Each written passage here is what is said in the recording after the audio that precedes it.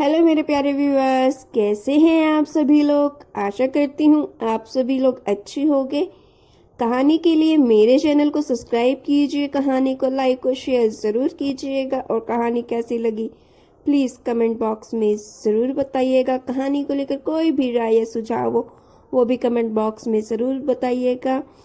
और ऐसी कहानी के लिए मेरे चैनल को सब्सक्राइब करना मत भूलिएगा। तो शुरू करते हैं हम आज की अपनी कहानी। शारदा जी बहुत ही इज्जतदार और सरल स्वभाव की औरत थी। गांव में अपने मकान में वह अकेली ही रहती थी। उनके बेटे बहू शहर में जाकर बस चुके थे, लेकिन उनका उस गांव को छोड़ने का मन नहीं होता था, इसीलिए वह वहां अकेली रहती थी। पति की मृत्यु के बाद सबने उन्हें बहुत समझाया कि वह बेटे बहू के साथ शहर चलकर रहे, लेकिन उन्होंने किसी की एक ना मानी। गांव में इतने साल रहने के बाद एक अजीब सा रिश्ता जो बन गया था उस गांव से। वह रोज मंदिर जाती थी। रोजाना की तरह एक दिन वह मंदिर जाकर आ रही थी तो संतुलन बिगड़ने की वजह से वह गिर पड़ी। गांव वालों ने उन्हें उठाया, पानी पिलाया और समझाया कि अब इस उम्र में अकेले रहना ठीक नहीं है।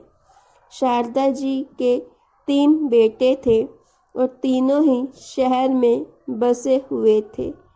उस रात शारदा जी पूरी रात करवटें बदलती रही और उन्हें भी अब गांव वालों की बात समझ आ गई थी। उन्होंने परिस्थिति को स्वीकारते हुए यह फैसला लिया कि वह शहर चली जाएंगी और अपने बेटे बहू के साथ रहेंगी। उन्होंने बच्चों को फोन करने का मन बना ही लिया। शारदा जी की बड़ी बहू बहुत आज्ञाकारी थी, मंझली बहू मस्त मौला और तीसरी बहू स्वभाव से बहुत कड़वी थी।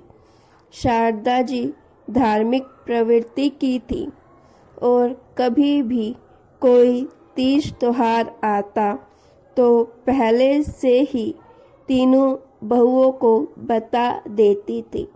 बड़ी बहू और मंझली बहू तो बहुत खुशी खुशी व्रत करती थी, लेकिन छोटी बहू कभी भी उनकी बात नहीं मानती थी और कहती कि आप मुझे फोर्स करके व्रत रखवाकर सारे त्योहार का मज़ा किरकिरा कर देती हो। शारदा जी को वह एक आँख नहीं भाती थी और वह उसे हमेशा व्रत जप करने के लिए कहती रहती थी कि शायद इसके कुछ पाप धुल जाए। दोनों की किसी न किसी बात पर रोज बहस हो ही जाती थी।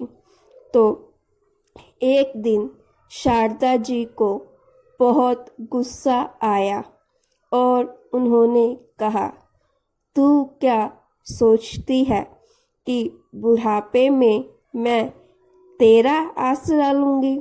मर जाऊँगी पर तेरे पास कभी नहीं आऊँगी।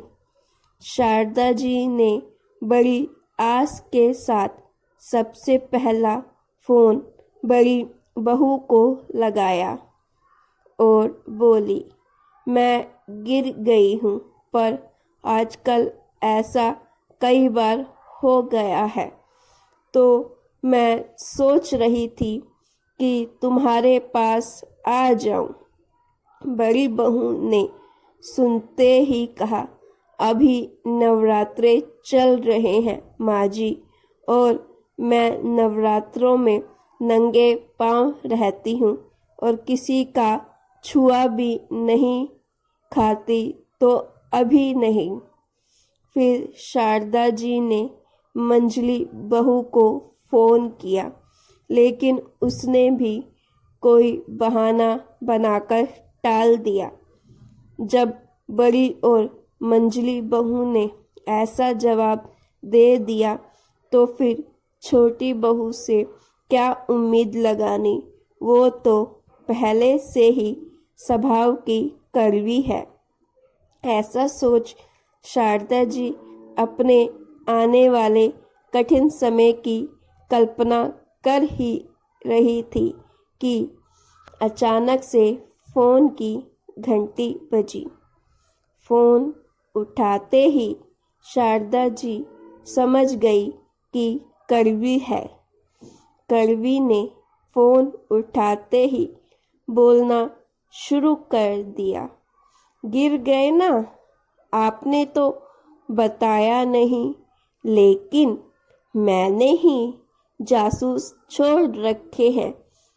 आज आपके पोते को भेज रही हूँ लेने के लिए। आ जाना, ज़्यादा नखरे मत दिखाना। शारदा जी कड़वी की बातें सुनकर हैरान थी और बोली, क्या तुझे मेरी कही बातें याद नहीं है? तू भूल गई कि मैंने तुझे कहा था कि मर जाऊंगी पर तेरे पास नहीं आऊंगी। हाँ हाँ, सब याद है, भूलूंगी नहीं कभी आपके कहे हुए वो शब्द। लेकिन आप मुझे नहीं जानती, मैंने तभी यह व्रत लिया था कि इस बुढ़िया को मरने नहीं देना, और आज से मेरा व्रत शुरू हो गया है। तो गाइस, आपको ये स्टोरी कैसी लगी? अच्छी लगी तो प्लीज़ लाइक ज़रूर कीजिएगा और शेयर कीजिएगा और मेरे चैनल को सब्सक्राइब करना मत भूलिए।